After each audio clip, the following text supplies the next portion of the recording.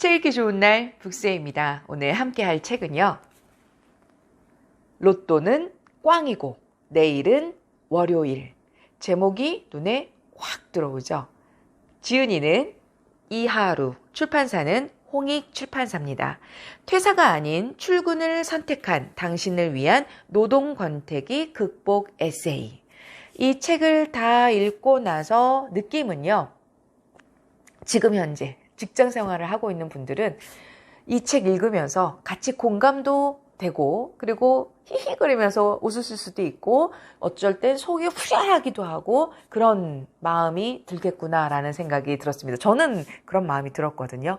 그리고 현재 직장 생활 하시는 분들한테 책 선물을 해드려도 좋을 것 같고 이 방송을 같이 공유해줘도 그 자체만으로도 잠깐의 힐링이 될 거라는 그런 생각이 들었습니다.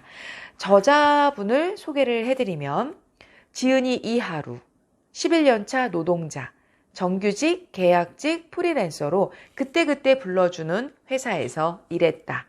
이런 녹록지 않은 직장 생활 중에 나는 슈퍼 계약직입니다.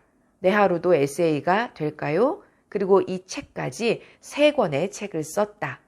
제가 이 책을 읽을 때 이 작가님이 굉장히 여성스러우시면서도 되게 솔직한 스타일일 거라는 생각이 들었습니다. 그리고 한 문장 한 문장 읽을 때마다 장면이 이렇게 연상이 되는 거예요. 그려지는 거예요. 그래서 참 즐거운 마음으로 읽었어요. 그러면 차례부터 먼저 볼게요. 차례. 제1회. 월요일이 싫어요. 회사가 질려요. 제2회. 회사 찍찍거리며 씩씩하게. 제3회. 일도 사람도 리셋하고픈 월요일. 제4회. 쓸데없이 회사 생활을 이롭게 하는 것들. 제5회. 회사 가기 싫어서 받은 심리 상담. 여기서부터 벌써 느껴지시죠? 굉장히 솔직하시죠? 프롤로그. 기억 후 월요일이 왔다. 일요일 밤 입안에 휴지를 쑤셔놓고 울었던 이유. 어느 일요일 밤 나는 불 꺼진 방에서 닭똥 같은 눈물을 흘렸다. 결혼 전 부모님 집에 얹혀 살 때였다. 가족이 뜯어말린 퇴사하고 여행하기로 돈을 탕진하고 돌아와 회사에 다니던 시기.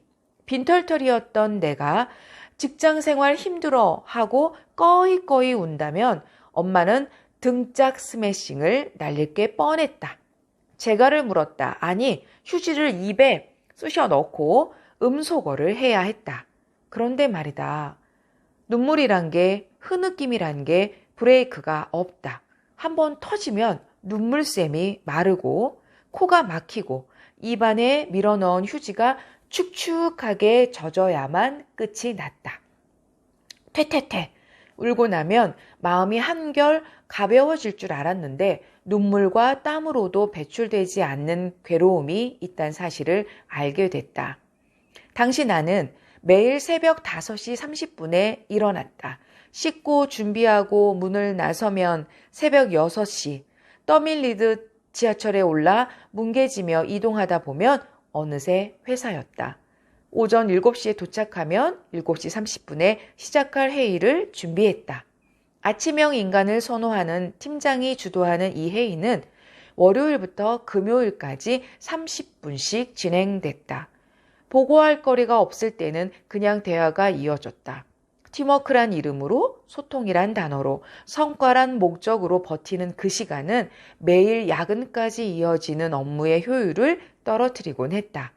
그러나 아무도 이런 진실을 팀장에게 말하지 않았다. 다들 묵묵히 버틸 뿐이었다. 지금 현재 직장 다니는 분들은 굉장히 공감이 가는 문장일 거예요. 일도 일이지만 관계도 원만하지 않았다. 이직한 회사는 텃세가 심했다. 실제 성격보다 날카로워 보이는 인상을 지닌 나는 왕따를 당하기 적합한 부류였다. 업무 환경도 편하지 않았다. 예를 들면 업무 내용이 나에게만 전달되지 않는다거나 이럴 땐 진짜 속상할 것 같아요. 나도 몰랐던 나와 관련된 엉뚱한 정보가 사람들에게 퍼져 있다거나 진짜 어디서도 있을 수 있는 그런 일들이죠. 참 이런 분들이 있어요. 어렵게 내뱉은 의견도 무시되기 일쑤였다. 여기에 팀장은 한술 더 떴다. 벅찬 업무를 몰아주며 나를 살피기 급급했다. 한 동료에게 그 과정이 지나면 우리 식구로 인정해 줄 거야 라는 얘기를 들었지만 그다지 전투력이 생기지 않았다. 그저 몸과 마음이 피폐해질 뿐이었다. 진짜 직장 생활뿐만이 아니고요. 사람들이 모인 곳에는 이렇게 약간 후진국형 마인드를 갖는 분들이 있어요. 사실이 아닌데도 추측을 갖고 사실인 것처럼 막 얘기하고 그러는 분들. 저는 그런 분들을 좀 후진국형 마인드라고 좀 얘기를 합니다. 더 큰 문제는 퇴근 후였다. 나는 부모님의 가벼운 잔소리도 참지 못했다. 종로에서 뺨 맞고 한강 가서 눈 흘긴다더니 회사에서 받은 스트레스를 내 인생에서 가장 소중한 사람들에게 풀고 있었다. 내가 생각해도 최악이었던 나는 그때가 처음이었다. 그럼에도 회사를 관둘 수 없었다. 언젠가 다가올 적자 인생이 무서워서였다. 2019년 통계청이 발표한 국민 이전 계정 조사에 따르면 한국인의 생애 주기는 적자, 흑자, 적자를 오간다고 한다. 태어나서 26세까지는 적자를 유지하다가 27세부터 58세까지는 흑자로 돌아서고 다시 59세부터는 쭉 적자란다. 27세부터 58세는 평범한 사람들이 직장에서 노동하는 시기와 맞물린다. 회사를 다니는 동안에 벌어들인 돈으로 내리막밖에 남지 않은 적자 인생을 견뎌야 한다. 멀고도 가까운 내 미래에도 적자 인생이 기다리고 있다. 남은 20년의 흑자 기간으로 그 후 50년을 버텨야 한다. 근데 불편한 진실이지만 정말 우리들의 숙제잖아요. 이게 또 사실이고. 일단 꾸역꾸역 출근해야 한다. 살아있는 오늘부터 행복할 것인가? 살아있을지 죽어있을지 알 수 없는 미래의 편안함을 택할 것인가? 나는 일단 후자를 택한다. 이전까지는 보이는 행복을 따랐으니 남은 생은 보이지 않는 앞날을 걱정해 본다. 하지만 그렇게 결심하고도 생각이 무너지는 순간이 있다. 그날 밤이 그랬다. 그날 밤이 휴지 막 입에 이렇게 쑤셔 넣은 밤. 분명 몸은 보송보송한 이불 속에 있는데 마음과 생각은 이미 회사 책상에 앉아 머리카락을 쥐어뜯고 있었다. 이렇게 육신과 정신이 따로 노는 상태가 되고 보니 이러다 미치는 게 아닌가 싶어 눈물이 앞을 가렸다. 그렇게 한참을 울다가 번쩍 하고 떠오른 것이 있었다. 어쩌면 더는 월요일이 두려워지지 않을지도 모를 행운. 그렇다. 로또였다. 퇴퇴퇴. 나는 입천장에 들러붙은 휴지를 뱉어내고 지갑에 부적처럼 모셔둔 로또를 꺼냈다. 이런 경험 있지 않으세요? 저는 이런 경험이 있었거든요. 그렇게 설레입니다. 그죠? 그리고 나서는 기대한 만큼 실망하기도 하지만 후후후 심호흡 후 침착하게 종이를 펼치고 기도하는 마음으로 번호를 확인했다. 한 대 또 꽝이다. 잠시 맑아졌던 시야가 다시 눈물로 흐려진다. 이번에는 참지 않고 소리내 울었다. 그때였다. 벌컥 방문이 열렸다. 엄마였다. 결국 등짝 스매싱을 당하겠구나 싶었는데 다정한 목소리로 무슨 일이냐고 묻는다. 로또는 꽝이고 내일은 또 일요일이잖아. 이렇게 해는 게 맞았는지 모르겠네요. 내가 울음을 참아가며 더듬더듬 대답하자 엄마는 안타까운 눈빛으로 나를 쳐다봤다. 그러고는 슬로우 퀵 내게 다가와 등을 쓰다듬어 준다. 평소보다 더욱 따뜻한 엄마의 손이다 라고 느끼려는 찰나 찰싹 소리가 난다. 이는 엄마가 몸은 건강하지만 마음은 가냘픈 딸의 등을 사정없이 때리는 소리다. 스매싱이 토스 정도로 약해진 한참을 맞은 후에야 나는 아주 겨우 잠들 수 있었다. 캔디는 외로워도 슬퍼도 울지 않는다. 나는 괴로워도 아파도 출근한다. 한밤에 엄마에게 한심하다고 등을 두들겨 맞은 것도 이제 6년 전의 일이다. 이런 지금 읽어드린 게 마치 이렇게 시트콤처럼 이렇게 다 그림이 그려지죠. 그 사이 나는 좀 달라졌을까?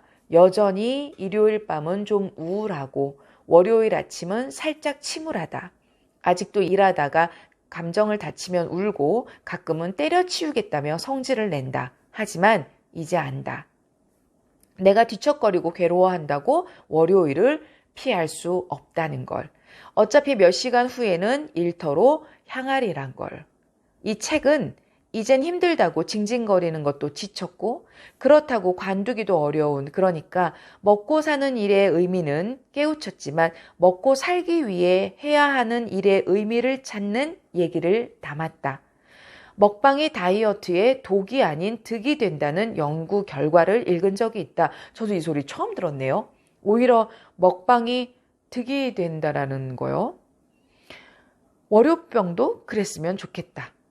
내가 직장 생활을 잘해보겠다며 아둥바둥하는 이야기가 읽는 당신에게 덜 뒤척이는 일요일 밤을 만들어줬으면 한다.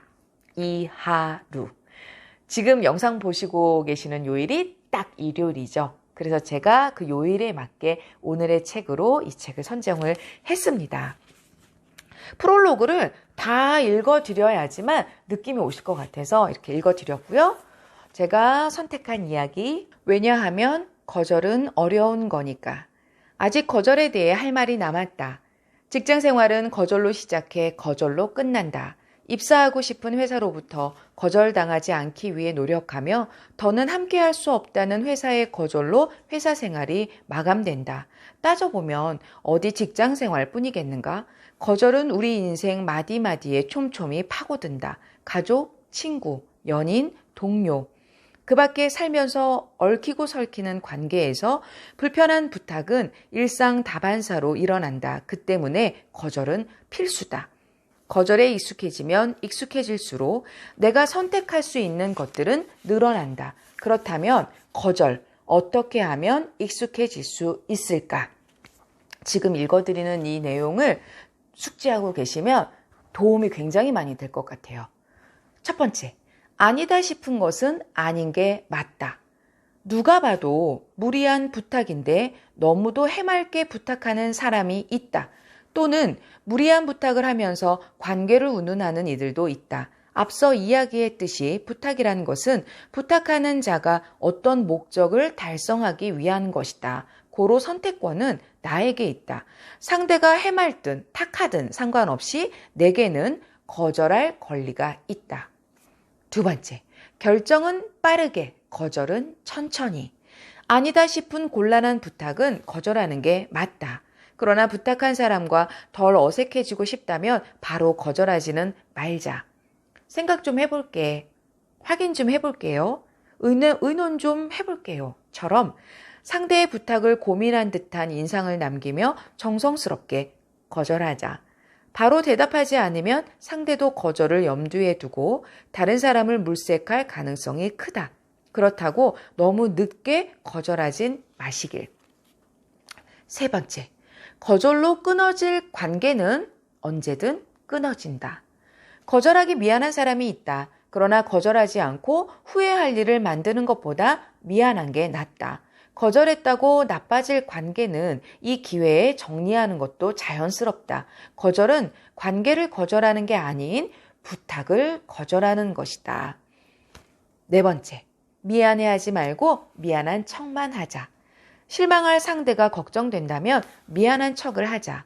여기서 주의할 점은 뼛속까지 진짜 미안해하면 안 된다는 점이다. 그러니 직접적인 미안하다란 말은 최대한 언급하지 않도록 하자. 나도 부탁을 들어주고 싶은데 안타깝다. 잘 해결되길 바랄게 정도가 좋다. 거절은 상대에게 빚을 지는 일이 아니다. 다섯 번째, 상대에게 거절을 설득해보자. 부탁하는 사람만 상대를 설득하는 게 아니다. 부탁받는 사람도 상대를 설득할 수 있다. 설득과 관련된 수많은 책은 상대가 거절할 수 없는 방법을 알려준다. 역으로 이 방법을 이용해 거절을 설득해보자.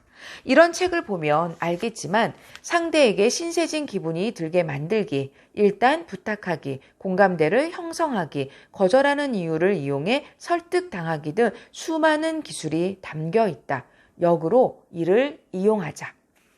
혹시 왜냐하면 이란 말과 함께 부탁하면 거절당할 확률이 낮다는 이야기를 들어봤는지, 심리학자 앨런 랭어는 1978년 양보와 관련된 실험을 했다. 도서관 복사기 앞에서 줄을 선 사람들에게 아래와 같은 두 가지 말로 먼저 복사할 수 있겠냐며 부탁을 한 것이다. 제가 여기까지 딱 읽고서요.